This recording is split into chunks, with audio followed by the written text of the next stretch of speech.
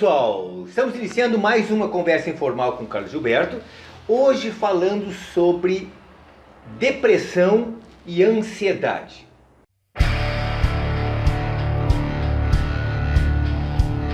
Meu nome é Carlos Gilberto, eu sou neurocientista, hipnólogo e estudo comportamento já há muitos anos e tenho um canal no YouTube chamado ABR Mentoria, né? E o interessante é que recentemente foi postado um vídeo falando sobre medo e raiva, e são conceitos que as pessoas acabam confundindo. Eu fui bombardeado de perguntas, agradeço muito, todas elas me fizeram pensar e pesquisar e analisar a respeito de algumas coisas, para dar o ponto de vista de autores que estão publicando artigos recentemente, né, ou autores mais clássicos, né, e emitir minha opinião pessoal a respeito disso, né. Eu acho que foi tão interessante, Alberto, esse trabalho, que é capaz de retornar, ter uma segunda edição disso, falando sobre outras experiências a respeito de raiva e medo. Muito interessante. Inclusive hoje uma cliente minha me falou, nossa, eu vi o vídeo de vocês sobre medo e raiva, meu Deus, você parecia que ele estava falando para mim. Exatamente, exatamente. E o de hoje vai ser sobre depressão e ansiedade, que são praticamente reações do organismo, da alma humana, digamos assim, da mente, do cérebro do ser humano, que são diametralmente opostos, são contrários, certo? Depressão é algo que enfraquece a pessoa, né?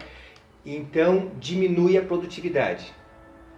A ansiedade enfraquece a pessoa, só que enfraquece porque, digamos que endurece, limita, a outra desfalece. A diferença básica entre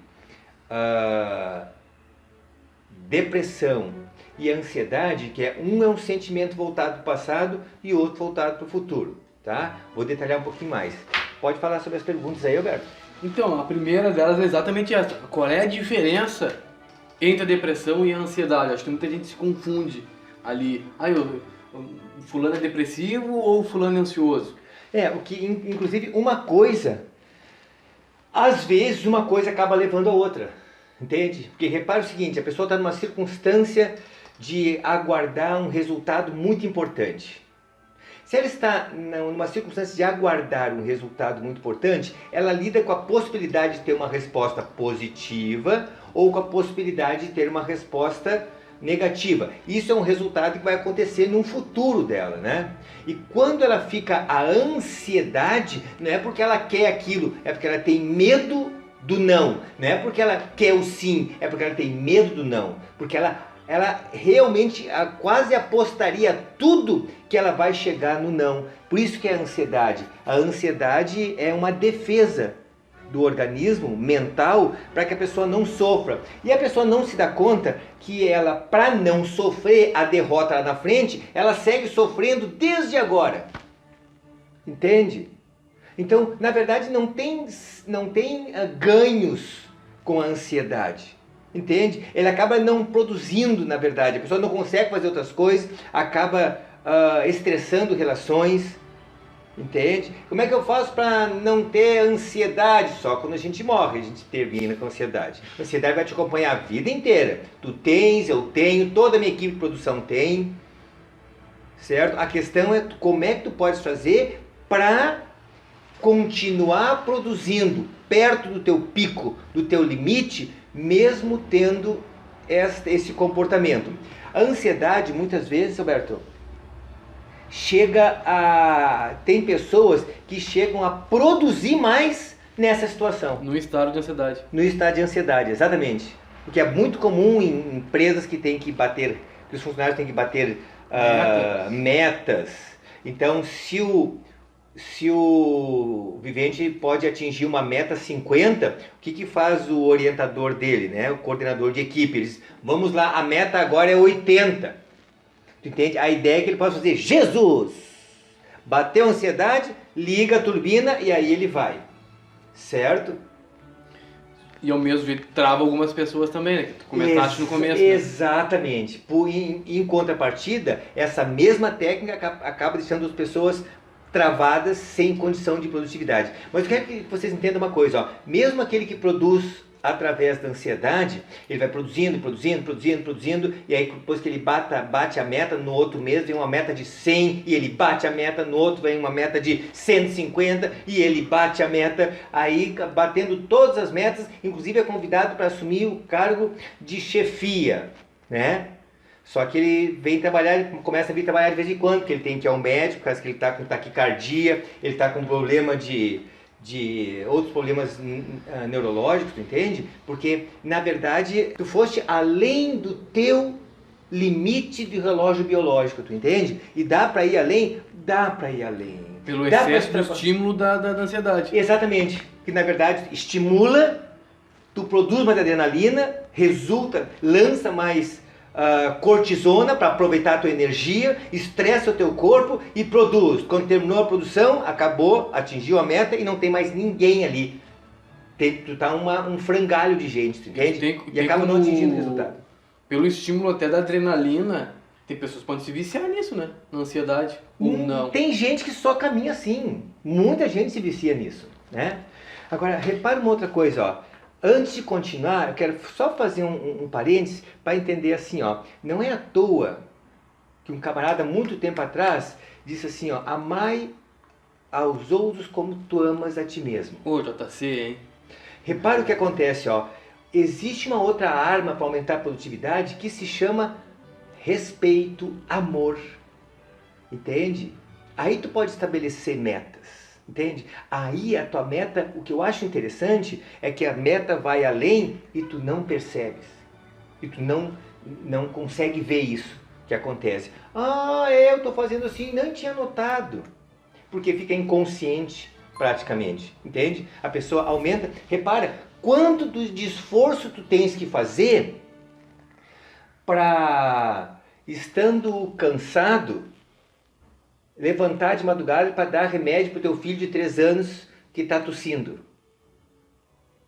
Entende? Olha o amor que tu tens por ele. Aí quando ele disser depois para ti assim, mãe, muito obrigado que tu fizesse isso para mim. Pai, muito obrigado que tu fizesse isso para mim. É certo que tu vai dizer assim, filho, não foi nada, tu é meu filho.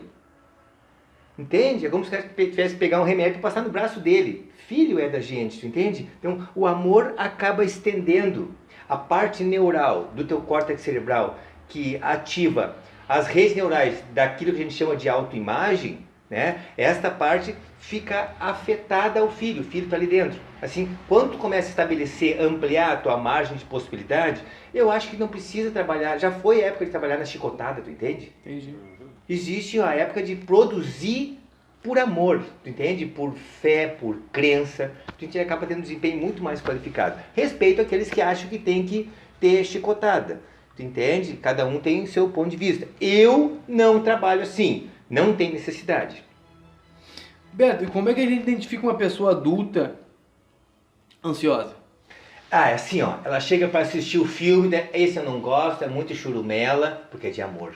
Esse eu não gosto, coisa do futuro, também não gosto, e vai mudando. Daí, esse é bom. Daí entra um cara e faz dum dum dum dum dum dum dum dum dum dum dum dum dum. Eu vejo mortos. Lembra aquele? Olha só. Então repara o seguinte, ó. Aí daqui a pouquinho ele está assistindo ao filme e fala, isso aí eu não esperava. E aí agora o que vai acontecer? Sabe aqueles filmes que tu fica assistindo, por exemplo, A Maldição das Aranhas? É o ansioso. Ele adora ver isso, entende? A Maldição das Aranhas. Ele está assistindo, chegar por trás e pegar no tornozelo dele. Ele fala, desgraçado, não sei o que, imundícia, xinga a criatura. Porque na verdade, quando tu está encostando ali, ele está sentindo a aranha do filme. Vocês estão entendendo? Então o que acontece, gente, na verdade é que o ansioso procura coisas de ansiedade. Certo? Mas não foi nem uma, nem duas, nem 3 vezes que as pessoas me procuram clinicamente e aí eu sou ansiosa, né?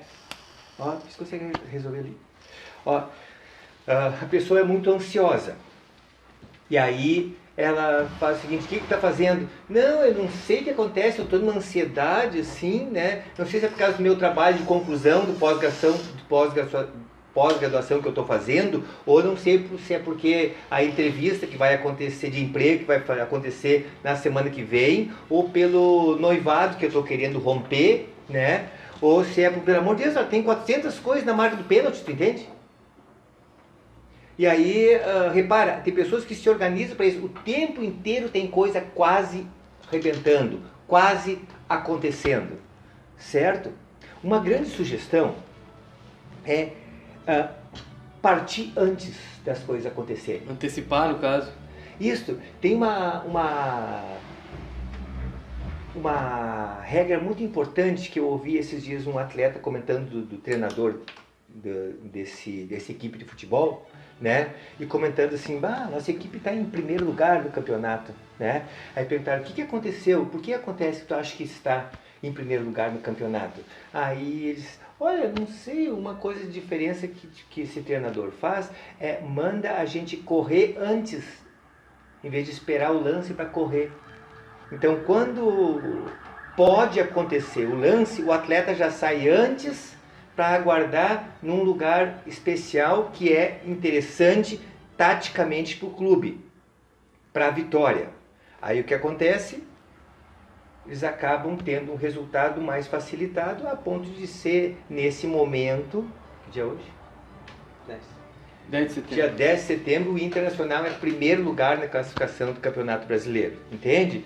O que o técnico faz é exatamente isso, fazer com que a pessoa jogue antes de ter que jogar. Então faça a mesma coisa, jogue antes de ter que jogar.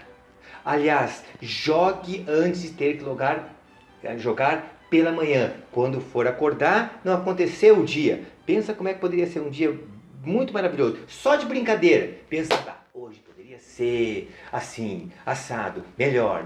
A ansiedade vai diminuir. Se fizer no outro dia, diminui mais. No outro dia, mais ainda. Aí daqui a pouquinho tu nem vai lembrar mais de fazer e nem vai lembrar mais que tem ansiedade. Te programe para a conquista. Se ansiedade é ficar voltado para a derrota do futuro, muda o foco. E se não fosse derrota, se fosse vitória?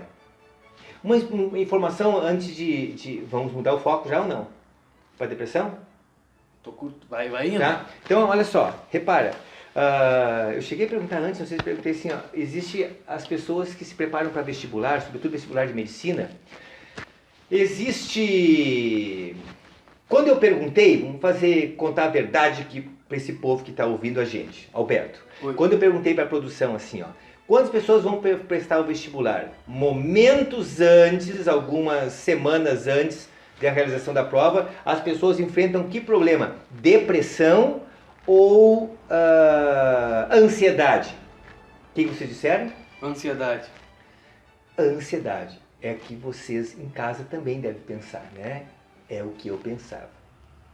Então, um estudo feito em 2007 aqui em Porto Alegre, baseado em outros trabalhos de outras regiões do Brasil, né, aponta que momentos, dias ou semanas antes das provas, o aluno que está se preparando para o vestibular, ele está depressivo 46%. 46% o aluno está depressivo.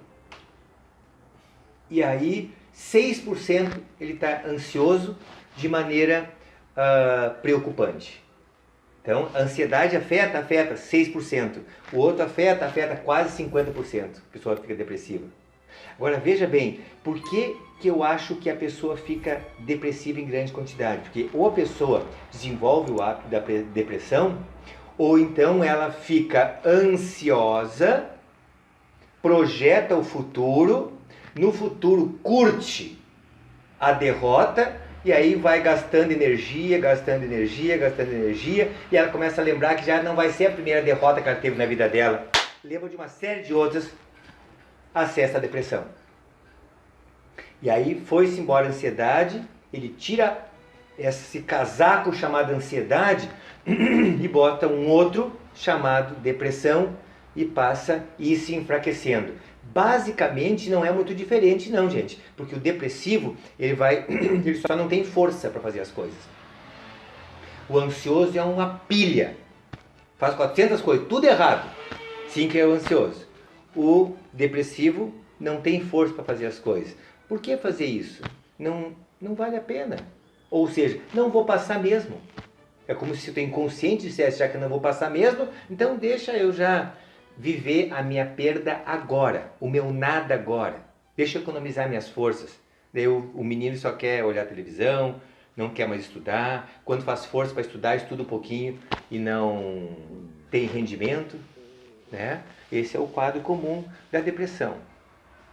Ok? Então, para identificar a pessoa depressiva, como é que a gente faz para identificar, Beto? A pessoa depressiva, na verdade, não tem um catálogo, uma regra disso aí, entende?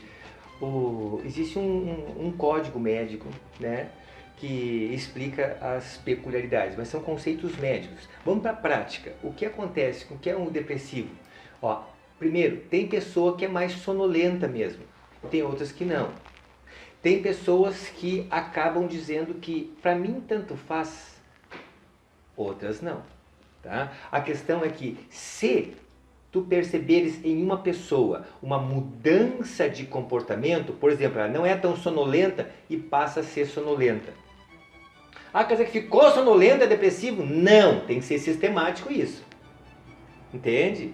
Passou do quarto, quinto dia, a pessoa não quer fazer outra coisa a não ser, isso é um estado de depressão. Repara, não é uma mente depressiva, isso não é uma demência, tu entende?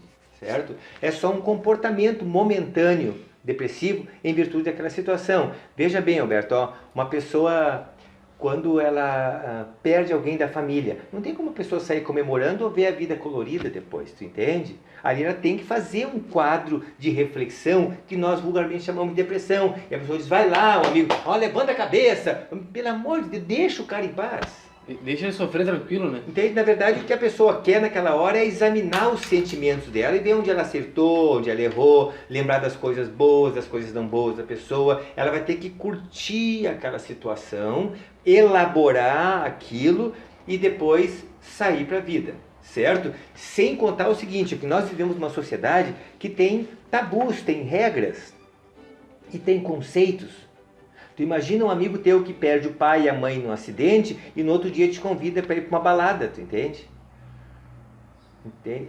Biologicamente, ele teria condições de fazer isso, certo? Agora, socialmente, vai dizer, meu Deus, o que aconteceu com a tua mãe e teu pai ontem, na semana passada? E aí, tu não... Não, pois é, eu tô... mas já passou, né?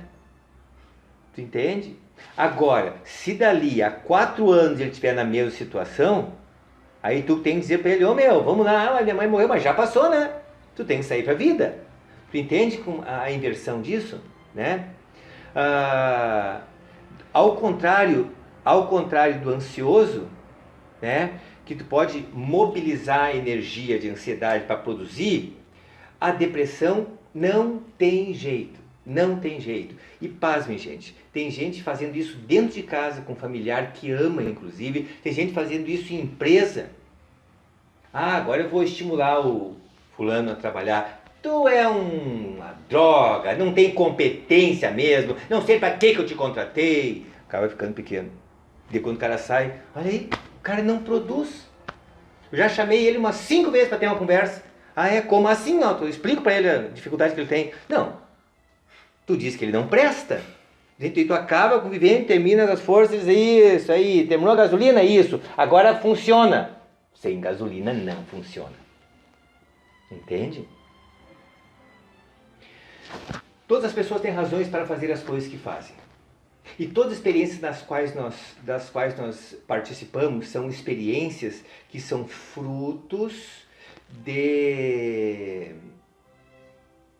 outras origens da tua vida ou das pessoas com as quais tu estás agindo. Entende? Por exemplo, a tua mãe foi educada de uma maneira, o teu pai foi educado de uma maneira e te educaram da maneira que eles sabiam, porque os pais deles os educaram daquela forma. E adivinha por que os pais deles educaram daquela forma? Porque eles também aprenderam assim. Ok? E hoje tu tens uma competência para fazer as coisas e as competências que vocês têm são ligadas a esse conjunto de informações. Então, Alberto. Então, professor, acho que a pergunta que mais as pessoas se fazem: por que os famosos têm depressão? Pô, o ator lá tem tudo, é rico, mulheres, iates, quem dizia o Pica-Pau, né? Mulheres, iates, dinheiro, e entra em depressão. Ele tem fama, tem notoriedade, tem dinheiro, Ok. tem tudo, e entra em depressão. Teve um esses dias que comentou numa live, comentou que ele estava muito triste, que o cachorrinho dele roeu um pedaço do sofá, um sofá belga, parece dele, né? Uma coisa assim, de 500 mil reais o sofá, né? Aí repara o seguinte, ó, o que acontece. Por que, teoricamente, o cara passa a vida inteira tentando ter notoriedade e destaque? E aí ele vira uma celebridade, quer dizer que atinge aquele sucesso e acaba ficando depressivo. Como é que é o nome daquele ator que fez Patch Adams? Qual filme? William, que se suicidou? O que fez Coringa? Não. Esqueci o nome dele. Daqui a pouquinho a produção me localiza. Sei. Repara o seguinte, ele se suicidou amarrando o cadarço no trinco da porta. Né? Repara o seguinte, um sucesso absolutamente mundial, gigantesco, né? E uma pessoa depressiva. Ter depressão e ter sucesso, acontece o seguinte, ó, o depressivo exerce a mesma quantidade de tristeza ali, entende? Se ele fez sucesso, ele vai buscar alguma coisa que esteja além daquilo. Então ele vai buscar um sofrimento muito grande. Certamente é algo de sofrimento que aconteceu no passado. Robin Williams, exatamente, Robin Williams, né? Então vocês reparam o seguinte, ó, talentosíssimo, tá louco, entende? Mas repara o seguinte, ó, o que a depressão faz. Tem um humorista brasileiro aí, Whindersson, isso mesmo, o Whindersson Nunes, que casou até com uma gaúcha, já se separou, e aí o que acontece, daí chega uma hora, chega um momento, e aí ele está, e agora eu tenho tudo, ou outros tantos que a partir disso começam a cheirar a felicidade deles em carreirinhas. Em bebê também, né? Ou em beber exageradamente, né? Que é um jeito de afundar. E quando ele afunda, ele vai lá para um buraco. Que buraco? O mesmo que ele aprendeu na infância. Repara, a grande solução para a depressão, do meu ponto de vista, é entender a relação paterno-materna e tu poder buscar isso. Às vezes não precisa compreender, mas tu tem que ter como mexer nisso, né? Ontem eu estava trabalhando com uma pessoa aqui, e aí, e casualmente, a pessoa veio com uma moça que é parente dele, né? Aí vieram, e aí coloquei o rapaz em transe e disse bem simples assim, ó, eu disse assim, ó, não importa qual seja a razão, agora a tua mente está resolvendo isso. Repara, só em dizer isso, sem avaliar qual é a razão, na hora saltou uma veia que o cérebro começou a funcionar de maneira mais contundente, ele torceu, fez com o rosto, e aí ela ficou olhando do lado, assustada, assim, né? Eu digo isso, agora mais rápido, mudando tudo, lá da infância, não importa o que seja, mas tu sabe o que tem que mudar, bem simples. Bem simples. É como um pai que faz para o filho, isso mesmo, agora limpa isso aí que tu sujou, limpa mais, vai, mais rápido, limpa, anda, limpa. O que a criança faz? Limpa, né? Assim o inconsciente da pessoa também faz. Show. Entende? Quando aconteceu essa mudança, depois quando ele voltou a si, aí nós conversamos nós três, eu, ele e essa moça conhecida dele, né? E aí eu disse, lembra aquela hora que tu se torcesse todo e choraste? Ele disse, não, eu chorei, ele botou a mão nos olhos. Ou seja, houve uma alteração emocional a pessoa mudou o comportamento sem precisar avaliar, tu entende? Então tem essa possibilidade, ok? Depois. E como lida com isso? Tanto com a depressão como a ansiedade, Beto? Ó, eu vejo uma seguinte solução. A solução mais viável para lidar com a depressão e com a ansiedade é assim, ó. Depressão é voltada para o passado, né? Sai, vai para o futuro. Entende? Ah, mas eu só lembro de coisa do passado. Tudo bem. Né? E o único esforço que eu preciso que tu tenha é voltar e imaginar e pensar em alguma coisinha no futuro, qualquer coisa, pode ser assim, eu vou a uma sorveteria, entende? Ou eu vou a uma loja, só imagina isso. Imagina tu indo à loja se sentindo bem. Só imagina isso. Como é que seria aí a loja? Ah, mas eu fui para a loja, mas não estava tão bem. É, porque se fosse bem, tu faria o quê? Eu estaria cantando. Então, imagina tu cantando, estaria com que roupa? O que os outros iam pensar de ti? E se tu fizesse uma cantoria mais escandalosa? E se tu começa a imaginar, entende? Tu vai se sentir idiota fazendo isso. Tu entende? Que não tem nada a ver contigo. O teu programa é de tristeza. Tu está colocando um programa de alegria.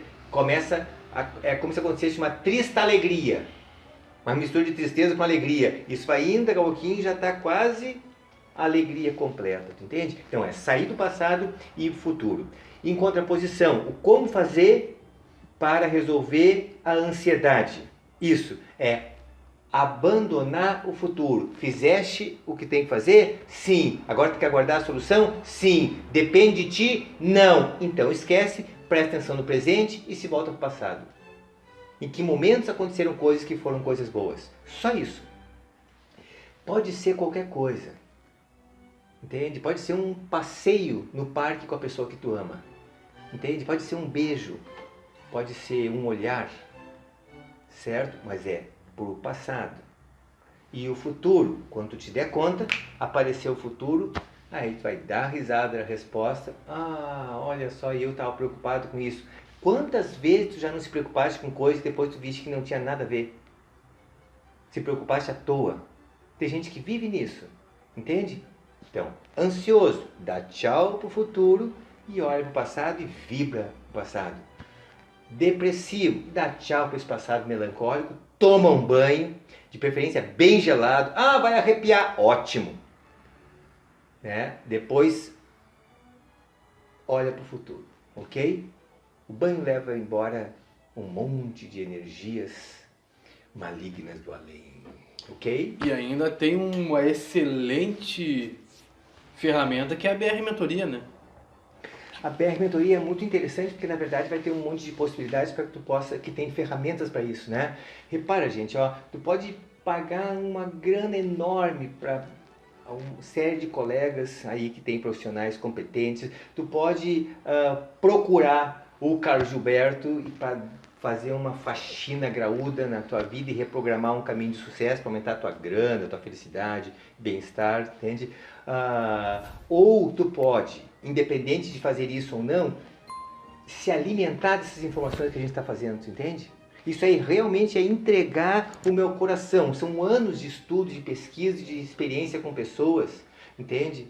E quando eu falo pesquisas, é só porque eu estou conversando direto com um camarada lá da Escócia, através do artigo científico dele, conversando com outro lá, com a outra lá da França, quando a Maria Helena, por exemplo, especialista em dor, está publicando coisas agora o ano passado, tu entende?